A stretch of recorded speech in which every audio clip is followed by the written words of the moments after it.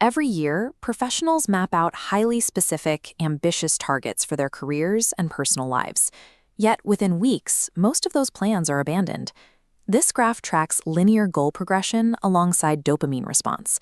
Set an ambitious target, and your brain receives an immediate chemical reward. It's already collected its payout. When actual work begins, dopamine flatlines, chemical motivation vanishes, and progress halts.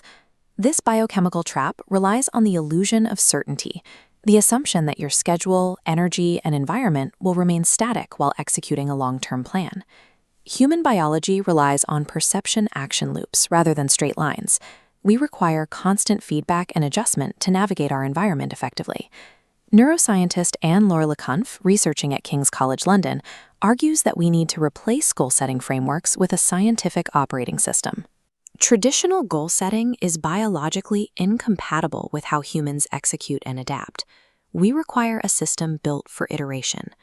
Before we can run behavioral experiments, we have to diagnose the invisible scripts currently running our professional lives. This diagram outlines 3 default trajectories. First, the sequel, continuing a familiar path purely because it feels safe. Second, mass orientation, pushing individuals into congested, generic promotion ladders. Third, the legend, pursuing a singular passion with total dedication until burnout. Our biology requires controlled variability, but these 3 scripts demand compliance to a predetermined path. Recognizing which script you are following removes the illusion of certainty and allows you to pivot. Identifying these inherited scripts is the necessary first step before you can design personalized experiments. Procrastination isn't a moral failing. It's a diagnostic signal indicating that your system is seizing up due to mechanical friction. Le Cunff developed the triple check protocol to isolate and decode the source of this friction. The first category is head problems, a rational misalignment, where your brain isn't convinced the task is necessary. The solution is to stop execution and completely rethink your approach to the task. The second is heart problems, an emotional deficit. The solution is to gamify your environment to generate engagement. The third is hand problems, a practical deficit, where you lack the necessary tools or skills. This requires pausing to acquire resources or solicit help. When you treat resistance as an objective dashboard warning light, you stop blaming yourself and start adjusting the variables of the work. With the friction diagnosed, we can deploy the core mechanic of this operating system, focusing strictly on actions, not outcomes. Every tiny experiment follows a base formula.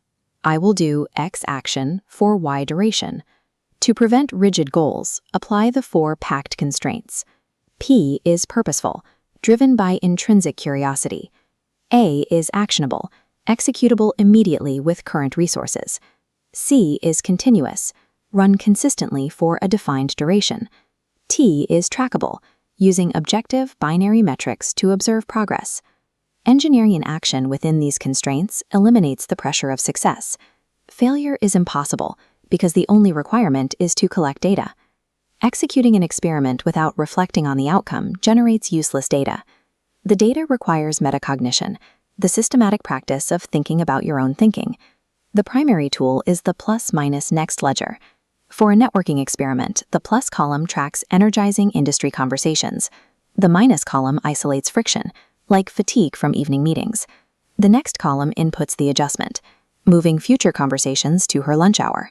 Processing friction strictly as neutral data constructs a self-correcting growth loop. The final accelerator to this system is taking your experiments out of isolation and learning in public. In 2009, mathematician Tim Gowers attempted to solve a complex combinatorial mathematics problem. Instead of working behind closed doors until he had a final proof, he posted his raw, unfinished equations on a blog and invited anyone to contribute. Over 800 comments were submitted by 27 different mathematicians. In 37 days, they generated a solution that exceeded the scope of the original problem. This mirrors the open startup movement, where founders publish metrics and hurdles to invite collective problem solving. Transparent iteration forces clarity of thought. It provides immediate validation and introduces creativity from outside your own perspective. When you hit a hand problem, broadcasting friction recruits your network to supply the missing resources. Shifting from isolated perfectionism to public iteration allows a network to solve complex problems faster. Our biological hardware relies on iterative learning, but our corporate environments often demand rigid certainty. To bridge this gap, we must abandon the illusion of certainty and audit the cognitive scripts dictating our default behaviors. We must stop moralizing procrastination and use the triple check method to decode resistance as data. Use the packed constraints and the plus-minus next ledger to run continuous, data-driven experiments.